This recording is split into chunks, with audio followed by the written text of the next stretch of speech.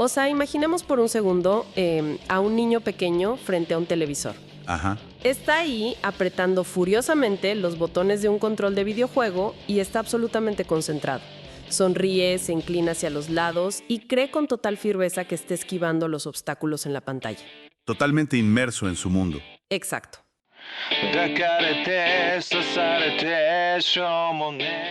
Pero si seguimos el cable de ese control con la mirada, vemos que está tirado en el piso, desconectado. Alguien más tiene el control real de la consola, digamos. Tal cual.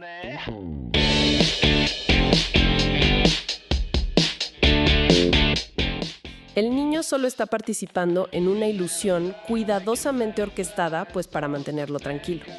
Y a veces, la participación ciudadana en el diseño de nuestras ciudades se siente exactamente así. Como si nos dieran el control desconectado. Es que sí. Nos invitan a mesas de trabajo, nos piden nuestra opinión para el futuro de un barrio, pero cabe preguntarse, cuando nos sentamos a codiseñar, ¿estamos realmente ejerciendo poder democrático? ¿O simplemente nos acaban de dar el control desconectado?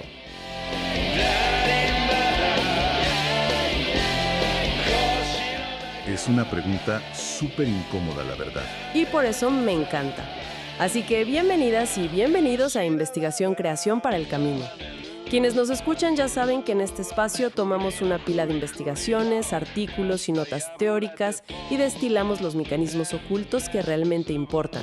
Y vaya que hoy tenemos un tema que revela mecanismos muy, muy ocultos. Sí, estoy segura de que a nuestra audiencia le va a volar la cabeza.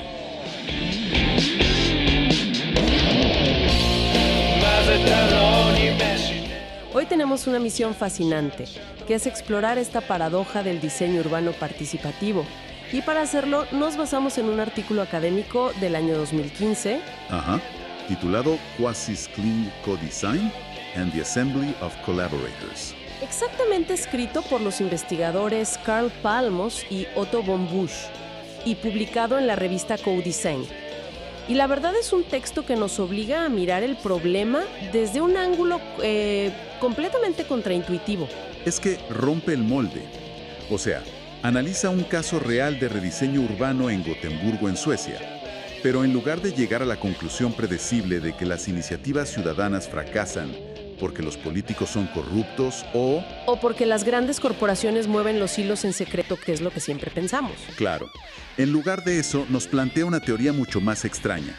Argumenta que cuando nuestras mejores intenciones en la planificación participativa son secuestradas y neutralizadas, a veces los verdaderos culpables son objetos inanimados.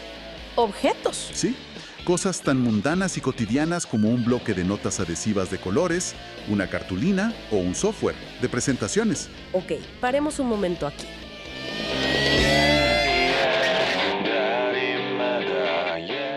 Porque culpar a los útiles de oficina por el fracaso de la democracia suena a un salto lógico gigante. Sí, suena casi a broma al principio. Totalmente. Así que para entender cómo llegamos a culpar a un trozo de papel, primero tenemos que visualizar qué es lo que estos procesos prometen y cómo se siente exactamente ese momento en que la promesa se derrumba. Claro, el contexto es clave aquí. Bien, vamos a desempacar esto.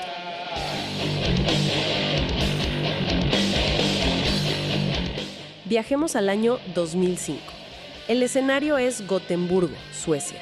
La ciudad enfrenta un desafío monumental, que es el rediseño y la renovación de toda su antigua zona portuaria. Que no es poca cosa, o sea, no estamos hablando de arreglar una plaza pequeña. No, para nada. Es redefinir un área inmensa.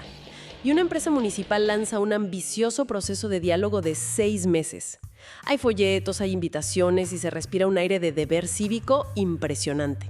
Invitan a todo el mundo. Sea ciudadanos de a pie, arquitectos, estudiantes, diseñadores, todos para formar equipos e imaginar literalmente el futuro de su ciudad.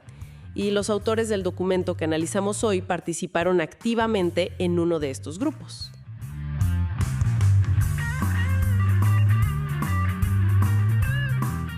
El famoso equipo Reason. Así es. Y el equipo Reason se tomó esta invitación en su sentido más amplio y profundo. Durante esos 6 meses no se limitaron a dibujar dónde poner un parque con árboles bonitos o de qué color pintar un centro cultural. ¿Qué es lo que uno esperaría de una mesa de diseño típica, no? Exacto, ellos fueron mucho más allá. Presentaron ideas estructurales, propusieron nuevas formas de justicia social, distributiva, para asegurar que los residentes originales no fueran desplazados. ¡Wow!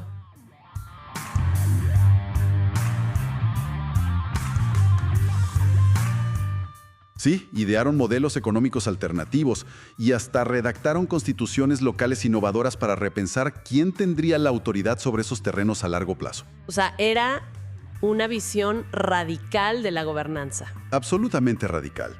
Sin embargo, al llegar al final del proyecto y publicarse los planes oficiales de la ciudad, adivina qué pasó. Me imagino que todas esas ideas profundas, sistémicas y políticas Fueron sistemáticamente ignoradas. Se esfumaron por completo.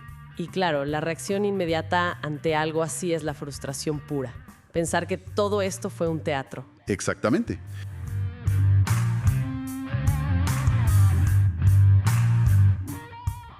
Y la academia tiene un nombre para ese teatro. La explicación tradicional a este tipo de fracasos se apoya en la teoría de la pospolítica.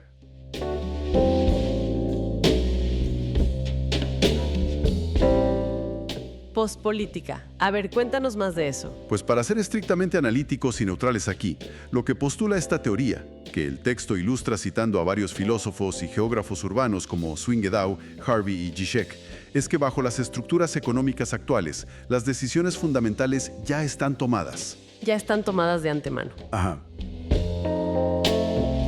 Según la visión pospolítica, el conflicto ideológico real ha sido reemplazado por una simple administración de las cosas. Entonces la pregunta obvia es, ¿para qué invitar a la gente? Pues para legitimar.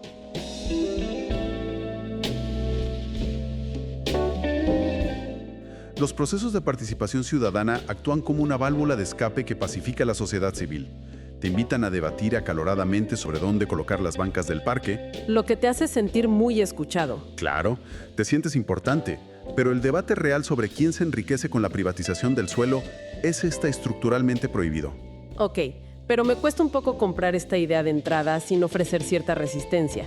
O sea, entiendo el cinismo, pero ¿acaso el simple hecho de abrir la puerta de la sala de reuniones a los ciudadanos no es ya una grieta en el sistema?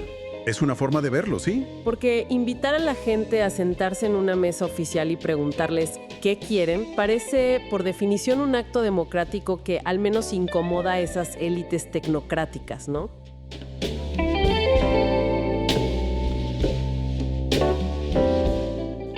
Es un buen punto, pero desde la perspectiva de la pospolítica, esa puerta abierta es en realidad una trampa metodológica. ¿Una trampa? Sí, argumentan que estos procesos forecluyen la democracia, o sea, la clausuran anticipadamente. Las reglas del juego que te ponen sobre esa mesa están diseñadas para despolitizar cualquier demanda. Ya entiendo. O sea, si un grupo ciudadano dice queremos que la vivienda sea un derecho y no una mercancía en este puerto, Los organizadores responden diciendo algo como, ese no es el tema de esta mesa, aquí estamos viendo el diseño paisajístico. ¡wow! El marco mismo del diálogo recorta la realidad y te permite elegir opciones superficiales mientras mantiene intacto el status quo del poder. Claro. Pero culpar únicamente a una élite que supuestamente está en una habitación oscura, frotándose las manos y planeando cómo engañar a la población, asume que los humanos tienen un control absoluto de la situación. Y rara vez es así. Exacto. Y aquí es donde el texto de Palmars y von Busch da un giro espectacular. Porque ellos dicen que quizás la teoría pospolítica tiene razón en el resultado, pero se equivoca de culpable. Totalmente. Nos obligan a mirar hacia la mesa misma, hacia los objetos físicos que usamos para colaborar. Y ese es el quiebre analítico del documento. Para explicar esto, los autores recurren a la teoría del actor red o ANT, por sus siglas en inglés. Que está asociada principalmente a sociólogos como Bruno Latour y Michel Calon, si no me equivoco. Así es. Y a diferencia de la visión pospolítica, la teoría del actor red rechaza la idea de que el poder es algo que una élite simplemente posee y ejerce de arriba hacia abajo.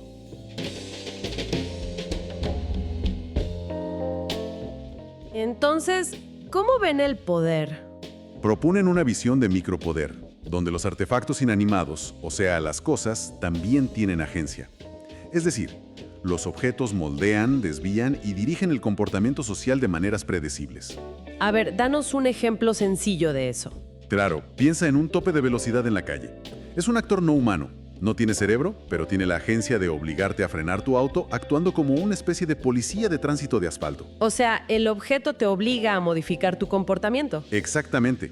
Y en el contexto de las ideas complejas, el texto introduce dos conceptos de esta teoría que a mí personalmente me parecen fascinantes: la traducción y la deriva.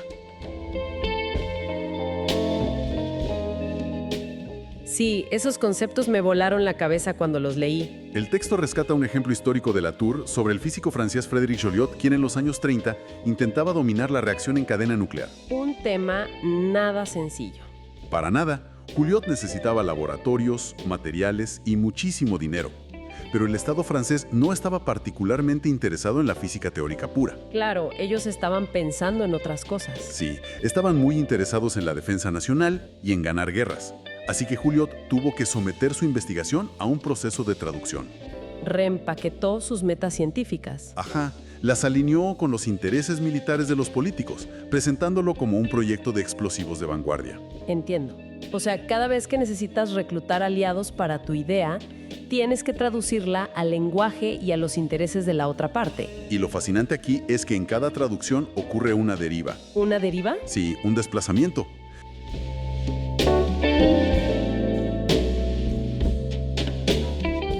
La idea original muta y a menudo pierde su esencia inicial para poder sobrevivir. ¿Sabes qué me recuerda esto?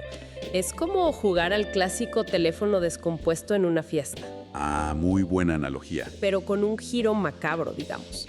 Porque en lugar de que las palabras se distorsionen por accidente, porque alguien no escuchó bien, se distorsionan de manera intencional, porque cada persona en la fila tiene que modificar el mensaje a propósito para complacer las expectativas de la siguiente persona. Tal cual. Si no lo haces, la cadena se rompe y te quedas sin financiamiento o sin apoyo. Exacto.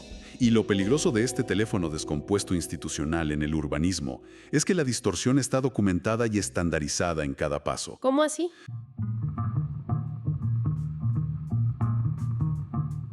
Pues los ciudadanos del equipo Rhizome llegaron a Gotemburgo con objetivos puros y radicales. Pero para que esas ideas avanzaran desde su pequeña mesa de trabajo hasta la alcaldía, tuvieron que ser reclutadas y traducidas para diferentes audiencias. Ya veo. Y la pregunta central de los autores es: en el diseño participativo moderno, ¿quién o qué obliga a los participantes a hacer esa traducción destructiva? Y la respuesta que dan no es que haya personas maliciosas, sino que los culpables son los formatos materiales de la colaboración. Exactamente. Y esto nos introduce al concepto que le da título al artículo, el quasi-quisling. Que es un término súper provocativo. Hagamos un paréntesis rápido sobre el origen de esta palabra para quienes nos escuchen.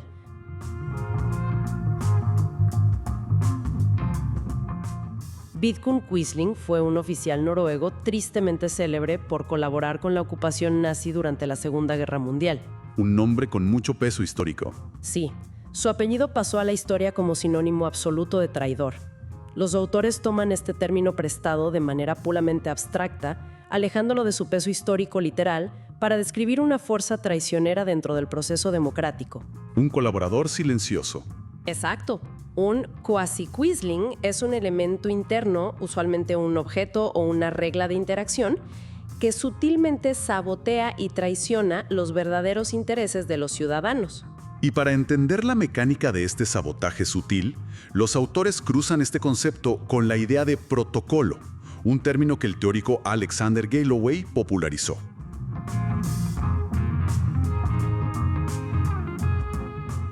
Cuando pensamos en un protocolo, normalmente pensamos en informática, ¿no? Claro, en las reglas invisibles que permiten que los sistemas se comuniquen, como el protocolo de Internet.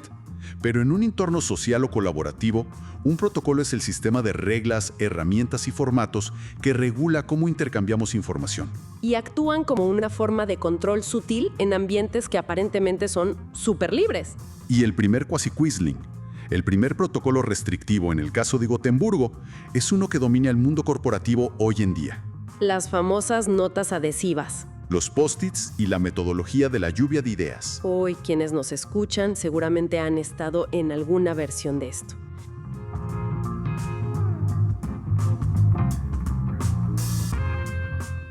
ya sea en un retiro corporativo, en un taller de la universidad o en una junta vecinal. Es un clásico. Te sientan en una mesa, te dan un bloque de post-it fluorescentes, un marcador y un facilitador entusiasta te dice: la regla de oro del codiseño. Aquí no hay ideas malas. Vamos a aplazar el juicio. Exacto. Cero negatividad, solo fluyan y generen soluciones. Suena súper inspirador, la verdad. Suena a que están derribando jerarquías para dejar salir la creatividad. Suena liberador, pero estructuralmente es una camisa de fuerza. ¿Por qué lo dices?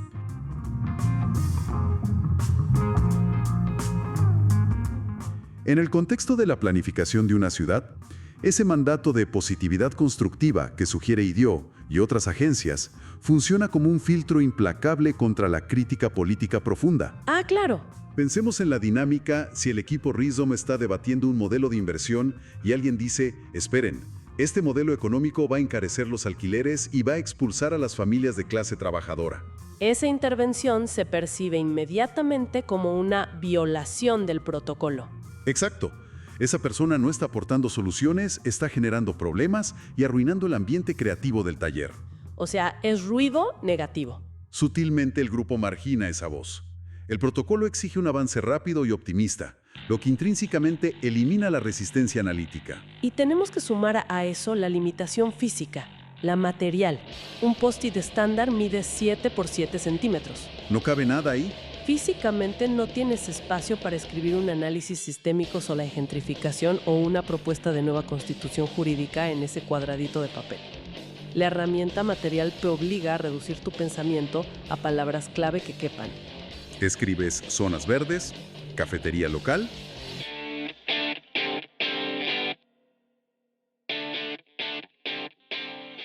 La censura no ocurre porque un político te mande a callar. Ocurre por una estricta falta de espacio físico. El formato material dicta el horizonte de lo pensable.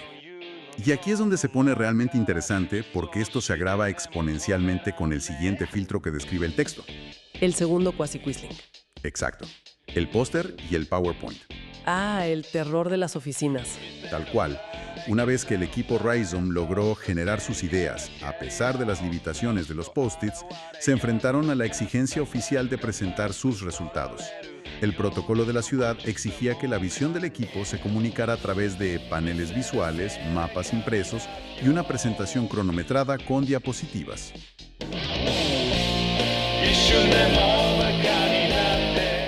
Y aquí es donde la idea de la deriva se vuelve visual. Porque como mencionamos, el equipo proponía cosas como nuevos esquemas de microfinanzas o gobernanza ciudadana compartida. Ideas súper abstractas. Sí, pero en un póster arquitectónico rige la dictadura de lo visualizable.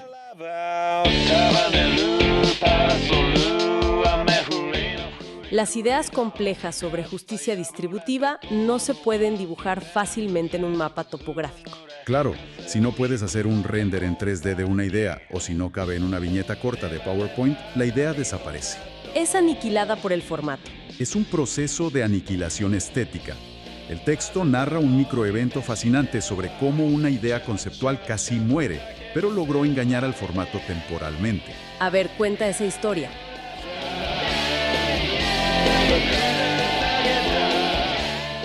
Rhizome tenía una propuesta abstracta que llamaron compra a prueba. La idea era que el desarrollo urbano no debía ser un plan cerrado e inamovible, sino que debía estar sujeto a revisión ciudadana constante.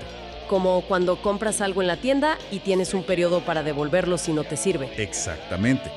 Esa idea filosófica estaba condenada a ser eliminada en la presentación visual. ¿Y cómo la salvaron? Solo logró sobrevivir e incluirse en el PowerPoint porque el equipo tuvo la astucia de manipular digitalmente con Photoshop la imagen de un recibo de supermercado gigante que decía compra abierta para siempre. ¡Wow! ¡Qué buena táctica! Ese truco visual fue el salvaconducto. Sin esa imagen, el protocolo del PowerPoint habría borrado la propuesta. Ok, sigo sintiendo la necesidad de hacer de abogada del diablo un poco.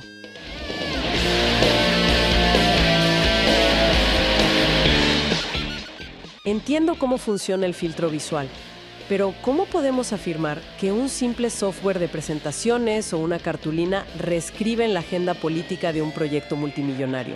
Es una duda muy válida. porque parece que le estamos otorgando poderes casi mágicos a una hoja de papel mientras eximimos a las personas de su responsabilidad. Y los autores responden a eso. La respuesta no es que el PowerPoint tenga voluntad consciente, sino que el ensamblaje entre los seres humanos y las reglas inquebrantables del evento crean una barrera infranqueable. Ya entiendo.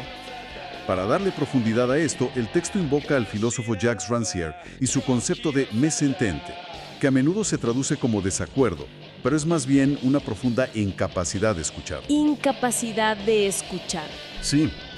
Rancière postula que el poder político primordial no es ganar un debate, sino tener la autoridad para definir qué sonidos se consideran una voz articulada y legítima y qué sonidos se descartan simplemente como ruido molesto e incomprensible. Es como intentar sintonizar una radio AM con un equipo moderno que solo tiene receptor FM. Esa es una excelente analogía. No es que la señal de radio AM no exista en el aire o que el presentador no esté hablando. Es que la máquina, el hardware que estás usando, no está construido para procesar esa frecuencia. Así que cuando capta algo de esa onda, el aparato solo escupe estática. Y el operador del radio dice, oh, eso es solo ruido, y apaga el volumen. Es una manera perfecta de visualizarlo.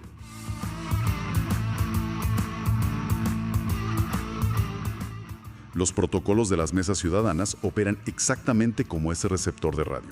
Si tu propuesta sobre microeconomía no cabe en la frecuencia del receptor, es decir, en una viñeta de PowerPoint o en un render. Exacto. El protocolo institucional no la reconoce como una voz válida. La clasifica automáticamente como ruido estático. ¡Qué fuerte!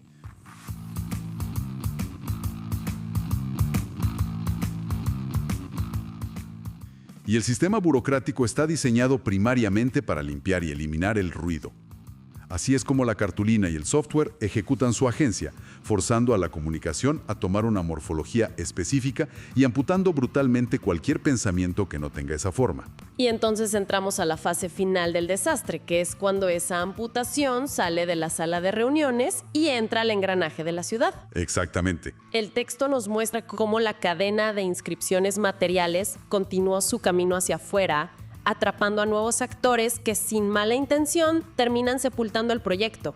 Porque después del PowerPoint, el proceso llegó a los medios de comunicación. Y los medios tienen su propio receptor de FM, su propio protocolo visual.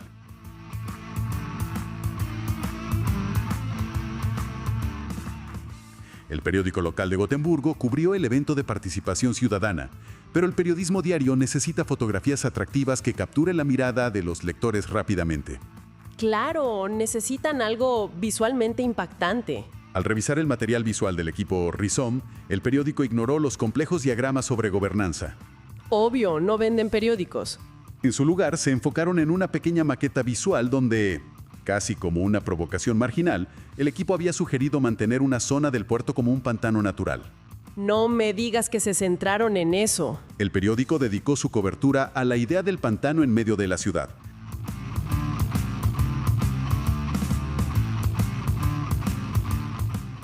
La estrategia social radical se volvió invisible frente a la espectacularidad de un charco de agua con plantas dictada por el formato periodístico. Es trágico y cómico a la vez ver cómo el mensaje se desintegra públicamente.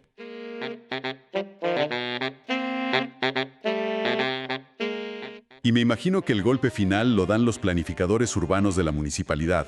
Los burócratas encargados de convertir todos estos talleres comunitarios en documentos legales viables. Y aquí es donde la teoría del actor Red nos pide abandonar la narrativa de los buenos contra los malos. Si conectamos esto con el panorama general, los planificadores urbanos que recibieron los reportes finales no actuaron impulsados por una ideología burguesa o un deseo oscuro de aplastar al pueblo. Solo hacían su trabajo. Simplemente procesaron la información usando las herramientas cotidianas de su profesión, las categorías legales de planificación urbana preexistentes en sus hojas de cálculo y formularios legales. O sea, sus archivos de Excel. En sus sistemas informáticos tienen columnas habilitadas para clasificar información sobre transporte público, densidad de vivienda o zonas verdes. Y las propuestas de rediseño de justicia social no encajaban en ninguna celda de Excel. Nuevamente fue tratado como ruido.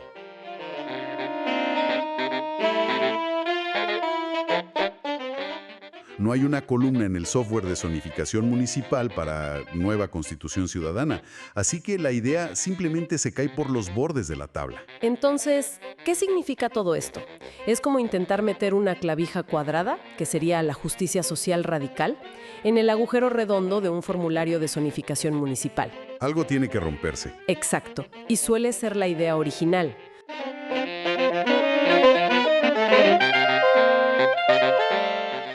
O como cuando intentas llenar un formulario de impuestos en línea o hacer un trámite bancario digital. Uy, esos son terribles. El software no te deja avanzar. El botón de siguiente está bloqueado, a menos que elijas una de las opciones predeterminadas de un menú desplegable. Aunque ninguna encaje con tu vida. Aunque tu situación real no corresponda a ninguna de esas opciones, terminas eligiendo la que más se parece solo por desesperación para poder terminar el maldito trámite.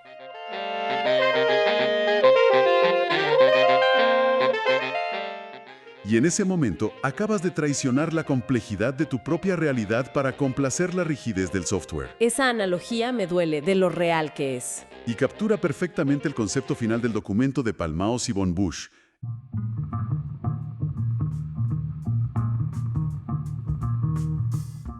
El ensamblaje de los colaboradores, los colaboracionistas. Los ciudadanos convertidos en cómplices. El equipo de diseño y los ciudadanos fracasaron en su ambición radical porque confiaron ciegamente en la bondad inherente del proceso. Creyeron que sentarse a dialogar en democracia sería suficiente. Y por eso no lucharon contra el formato. Colo, al adaptar y recortar sus mensajes para que pudieran caber en el formulario en línea del diseño urbano, se convirtieron en un engranaje más de ese sistema. Se volvieron colaboradores que sin darse cuenta traicionaron sus propios intereses para no quedar fuera del juego. Es una conclusión superpotente.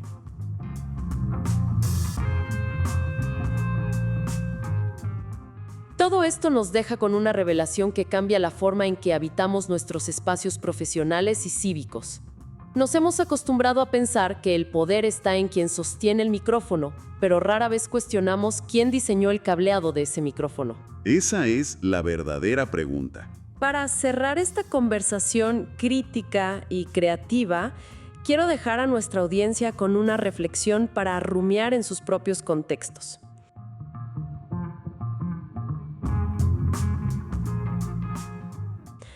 La próxima vez que alguien nos invite a colaborar en un proyecto, ya sea planeando el currículum en una escuela, definiendo las metas trimestrales en la oficina o rediseñando una plaza en nuestra comunidad, y nos entreguen amablemente un taco de notas adhesivas de colores brillantes, Cuidado con las notas.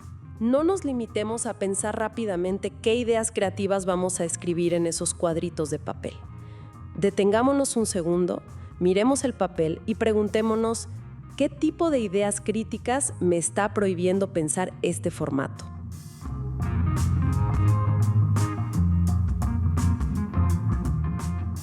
¿Cuál es el ruido que este protocolo está diseñado para silenciar? Y sobre todo, podemos exigir rediseñar las herramientas de la reunión antes de empezar a jugar su juego. Exactamente, rediseñar el juego.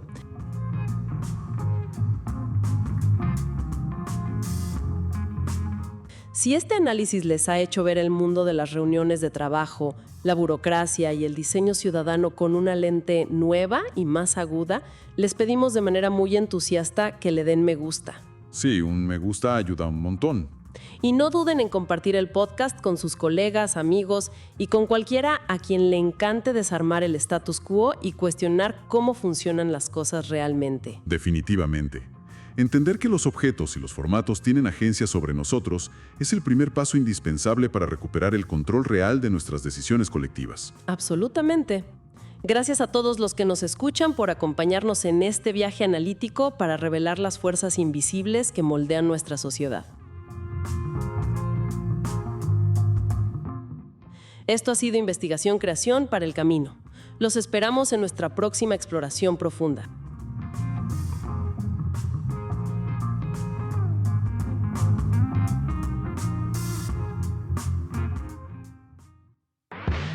OCA Consultores. Dejamos ideas conectando lenguajes.